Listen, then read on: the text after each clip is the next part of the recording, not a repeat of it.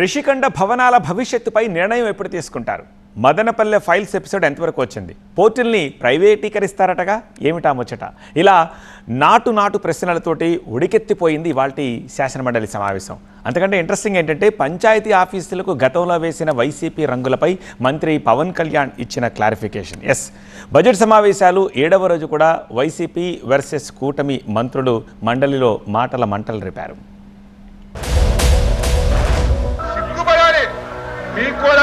మీరు వస్తామంటే మీకు కూడా బస్సు వేసుకొని తీసుకెళ్లి చూపిస్తాం.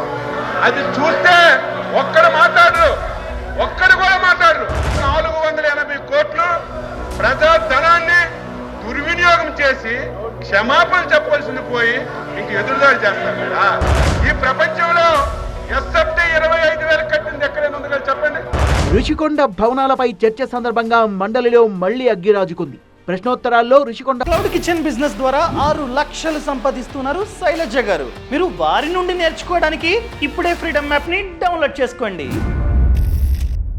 ప్రస్తావన తీసుకొచ్చిన మంత్రి దుర్గేష్, మంచి ఆదాయం వస్తున్న హరిత రిసార్ట్స్ ను కూల్చేశారని, ఎవరికీ చెప్పకుండా ప్యాలెస్ కట్టేశారని దుయ్యబట్టారు. రుషికొండపై బహిరంగ చర్చకు సిద్ధమా అంటూ సవాల్ విసిరారు. అవసరమైతే వైసీపీ సభ్యులను రుషికొండకు తీసుకెళ్లి చూపించడానికి సిద్ధమన్నారు.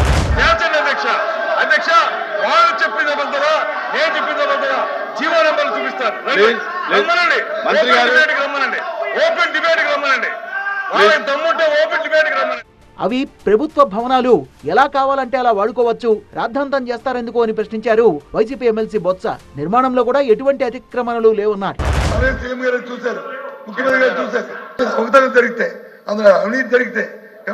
ఎంక్వైరీ చేయండి అధ్యక్ష, తీసుకున్న అధ్యక్ష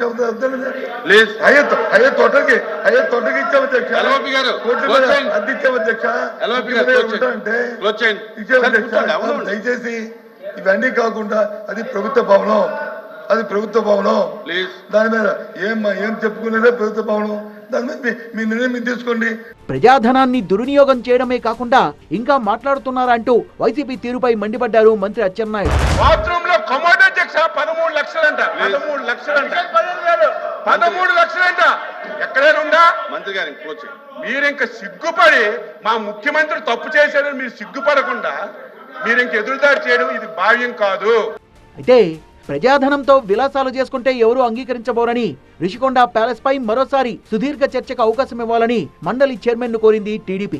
గ్రామాల్లో పారిశుధ్యంపై మండలిలో మంత్రి పవన్ ను నిలదీసింది వైసీపీ. ప్రత్యేకంగా స్థలం అంటూ లేకపోవడంతో జనం ఎక్కడ పడితే అక్కడ చెత్త వేస్తున్నారని, డంపింగ్ యార్డుల కోసం ప్రత్యేకంగా స్థలం కేటాయించాలని డిమాండ్ చేశారు వైసీపీ ఎమ్మెల్సీ రవీంద్రనాథ్. 12 గ్రామాల్ని ఒక యూనిట్ గా తీసుకుని కామన్ డంపింగ్ యార్డ్ ఏర్పాటు చేసేందుకు ప్లాన్ చేస్తున్నామన్నారు పవన్. సందర్భంగా పంచాయతీ భవనాలకు రంగులు వేయడానికి వైసీపీ ప్రభుత్వం అనవసర ఖర్చు చేసింది అన్నప్పుడు వ్యతిరేకత వ్యక్తమైంది. 2019-24 కాలంలో పంచాయతీ భవనాలు మరియు ఇతర కార్యాలయాలకు రంగులు వేయడం సుమారు 4,800 కోట్లు ఖర్చు చేశారన్న విషయం వాస్తవమేనా? ఇది కేవలం గ్రామ సచివాలయాలకు జరిగిన ఖర్చు అధ్యక్ష. మిగతా వాటికి అది సంబంధిత శాఖలు ఇవన్నీ కూర్చొని చేయాలి.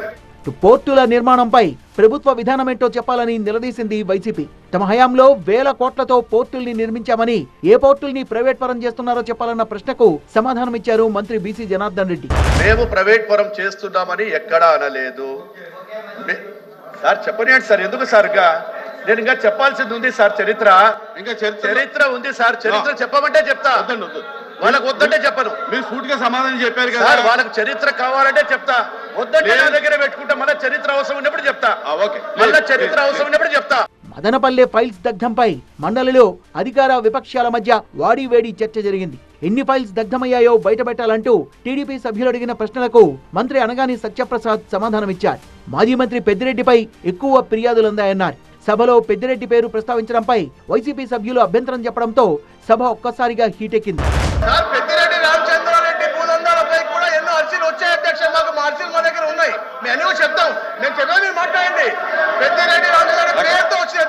దయచేసి పేర్లు లేకుండా మాట్లాడండి. పేర్లు మనుషులు లేకుండా మాట్లాడండి సార్. మాకు వచ్చే 70,000 అర్జీలో చాలా మంది పేర్లు ఉన్నాయి అధ్యక్ష, చాలా మంది పేర్లు ఉన్నాయి. దాంట్లో మదనపల్లి ఏరియాలో ఆయన పేర్లు ఎక్కువ ఉన్నాయని చెప్పాను నేను. ఎంక్వైరీ జరుగుతున్నాం, ఎంక్వైరీ జరిగిన తర్వాత చెప్పాలి.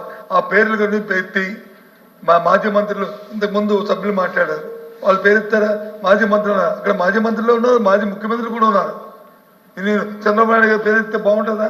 సిఐడి దర్యాప్తులో ఉన్న అంశాలనే సభలో ప్రస్తావించారని, ఫైళ్ల దహనంలో ఖచ్చితంగా కుట్ర ఉందని, దోషులు ఎంతటి వారైనా సరే వదిలిపెట్టే ప్రసక్తే లేదని తేల్చి చెప్పారు మంత్రి అనగాని.